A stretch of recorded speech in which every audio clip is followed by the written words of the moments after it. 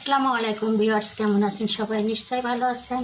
এই তো চলে এসেছি আজকে রান্না বান্না করতে। শুরুতেই দেখতে পাচ্ছেন আপনারা, আজ আমি রান্না করব কাঁকরোল ভাজি। কীভাবে? এই যে এইভাবে পাতলা পাতলা করে কেটে একটু লবণ আর একটু হলুদ দিয়ে একটু ভাপিয়ে নিয়েছি।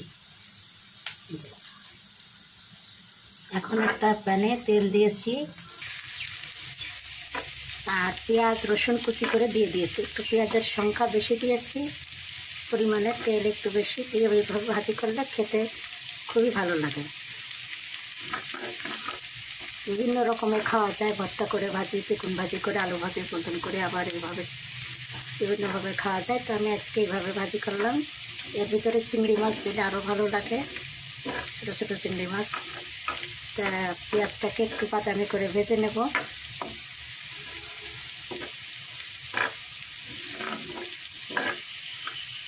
এতে বাদামি করে ভাজা হয়ে গিয়েছে। এবার সিদ্ধ করা কাঁকড়গুলো এর ভিতরে দিয়ে দেবো আমি।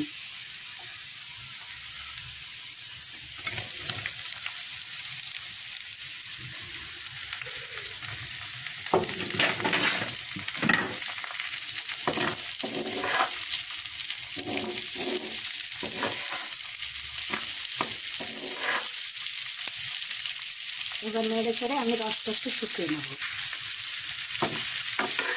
এইভাবে উল্টিয়ে পাল্টিয়ে একটু রসটা একটু শুকিয়ে নিলেই খেতে ভালো লাগবে। তেলটা বেরিয়ে আসবে, তখন আমি নামিয়ে নেব। এই তো আমার কাঁকরোল ভাজি হয়ে গিয়েছে, দেখুন কত সুন্দর হয়েছে। আপনারাও এভাবে কাঁকরোলকে ভাজি করে খেতে পারেন। এর সঙ্গে চিংড়ি মাছ, ইলিশ মাছের কাঁটা এগুলো দিলে খেতে ভালো লাগে, এখনও ভালো লাগবে খেতে। হয়ে গেল ভাজিটা, এখন আমি নামিয়ে নেব। এখন আলু আর করলা ভাজি করব। এই যে এরকম করে কেটে একটু লবণ হলুদ দিয়ে সামান্য একটু পানি দিয়ে একটু ভাপ দিয়ে নিচ্ছি, এতে করে তেল কম লাগে। কম তেলে খাওয়া ভালো, এই জন্যে পুষ্টিগুণও বজায় থাকবে। একটু ভাপ দেবো, দিয়ে তারপরে অল্প তেল দিয়ে ভাজি করে নেব। সিদ্ধ হয়ে গেলে আমি ফিরে আসছি।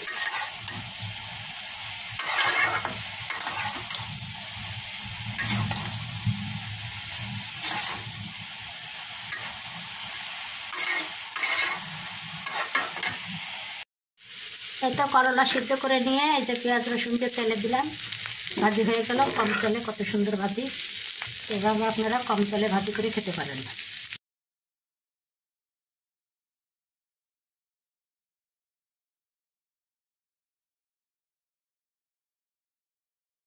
আর এখন রান্না করব লাউ দিয়া শিং মাছের ঝোল। তাই যে পেঁয়াজকে ভেজে নিচ্ছি একটু। এবার শিং মাছগুলোকে হলুদ লবণ মশলা টশলা সব কিছু দিয়ে দিয়েছি।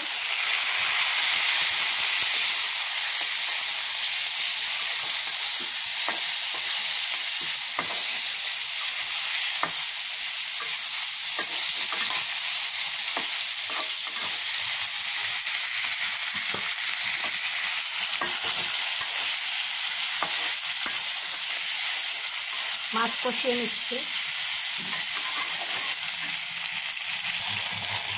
মাছ কষিয়ে নিয়েছি আর আমি আগের থেকে লাউটাকে প্রেশার কুকারে সিদ্ধ করে নিয়েছিলাম। তো এখন এই সিদ্ধ করা লাউটা এর ভিতরে দিয়ে দেবো।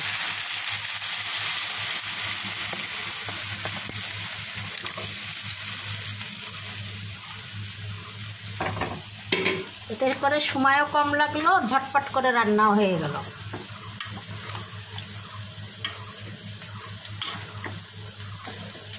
আর লাউ দিয়ে শিং মাছ রান্না করলে খেতে কিন্তু খুবই দারুণ লাগে।